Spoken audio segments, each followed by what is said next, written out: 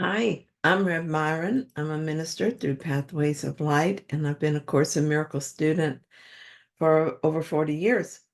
I'm going through the text again this year, asking Jesus to clarify for me, and then I write from that clarity. And that's what I'm sharing with you today. So let's get started.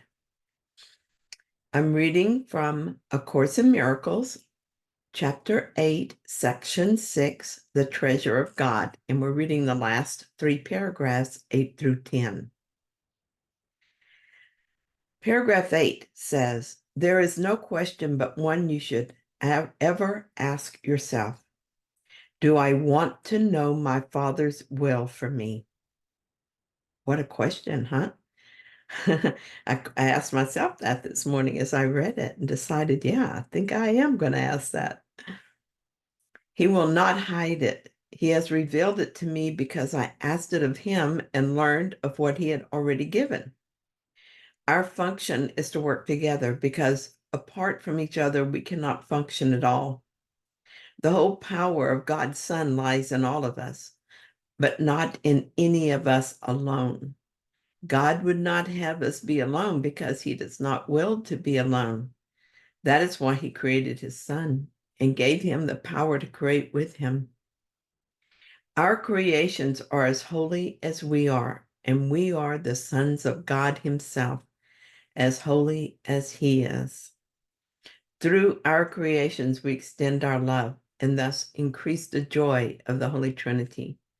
You do not understand this because you, who are God's own treasure, do not regard yourself as valuable.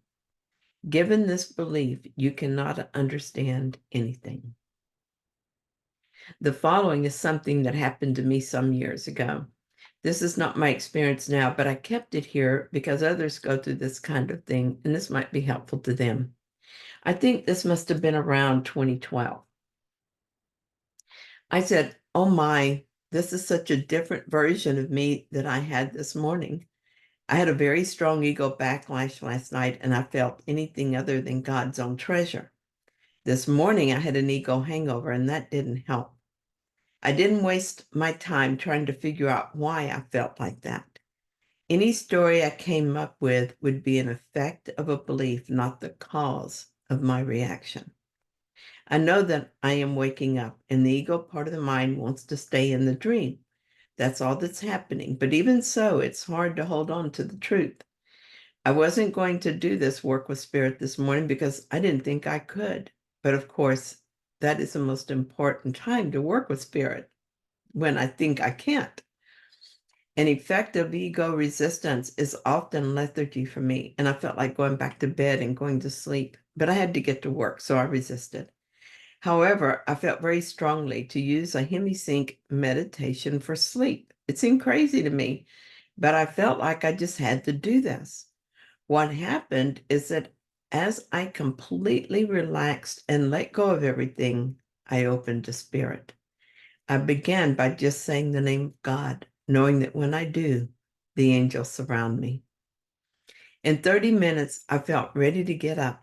It was a relief to see that my mind was clear and I felt like my normal, happy self. It feels so comforting to know that I'm not alone.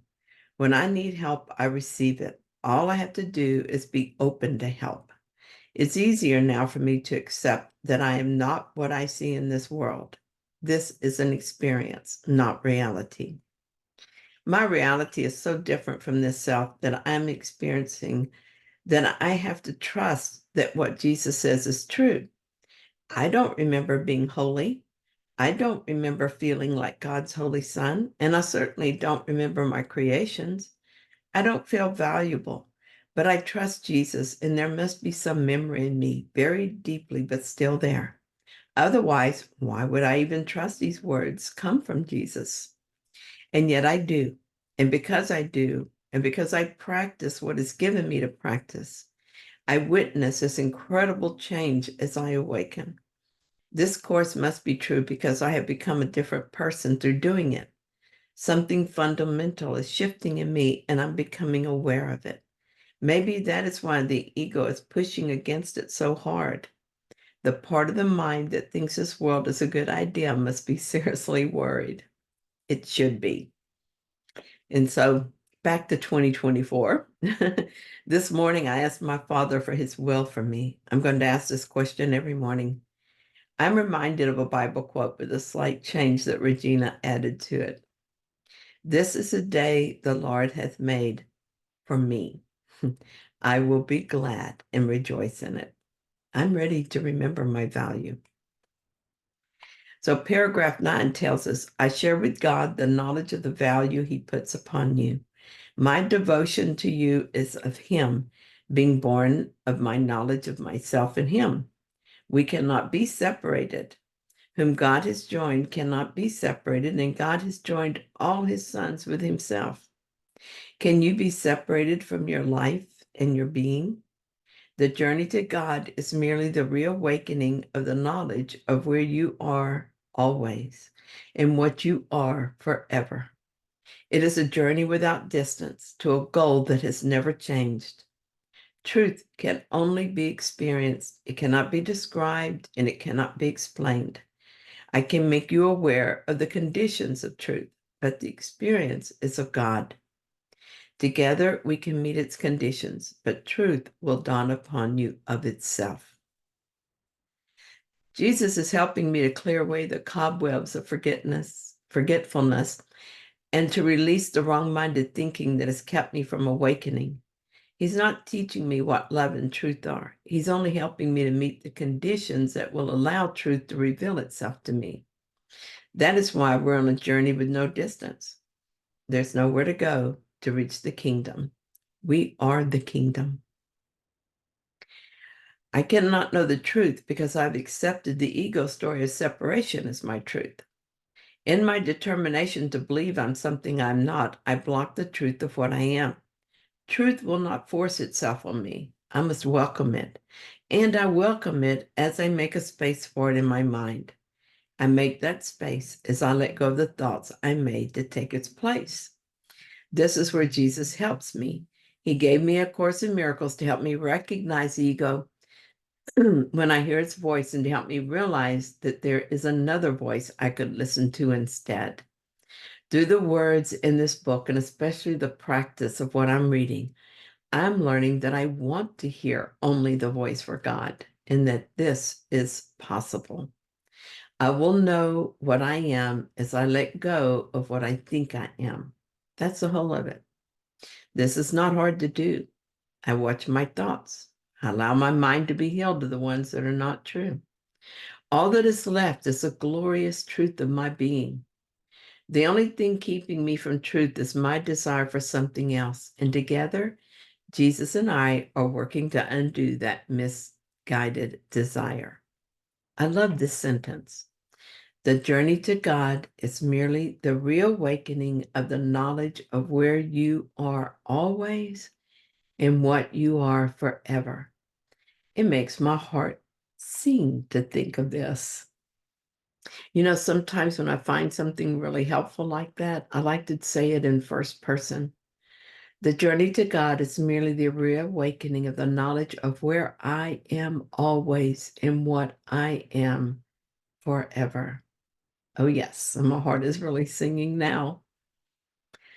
So paragraph 10 tells us what God has willed for you is yours. He has given his will to his treasure, whose treasure it is. Your heart lies where your treasure is, as his does. You who are beloved of God are wholly blessed. Learn this of me and free the holy will of all those who are as blessed as you are. God gave me his will, and so it is mine. I cannot lose it or be without it, not even temporarily. God's will is my will. I can pretend not to know this and pretend to have a different will, and it will seem very real to me because of the power of my mind. But even then, even while I am choosing to believe in a different will, God's will is my will. It is mine eternally because God's gifts are eternal. I've imprisoned my holy will, and I'm now making a different choice. Here I am, God. I open my mind and my heart to you. I choose to turn from the illusion of separate wills and embrace the gift of your will. and I am so grateful to find it still where you put it in my heart. It is my treasure. I desire to keep it in my awareness by giving it. Help me to do this. How would you have me bless my brothers and sisters? I feel the desire to return home, drawing me toward you, Father. It is irresistible. I feel so close, and yet I also feel fear. It's a fear my desire will flag and I will return to my ego again. And even as I think of this, I hear the answer in my mind. We are the sons of God. There is no fear in us. Fear cannot be in me because I'm God's holy son, and there is no fear in him. As I allow these thoughts to fill my mind, certainty returns. Guide me today, Father, and help me remember myself as a son you created. I am so ready to throw off the illusion of separation and accept your will as my will. I give you my total dedication, and I devote myself joyfully to this purpose. Please work in me and through me to awaken myself and my brothers. I am yours. Thank you so much for joining me in this reading. I hope that you found it helpful. If you did, then please like it. And if you haven't yet, please subscribe. And I'll be back soon with another reading. See you then.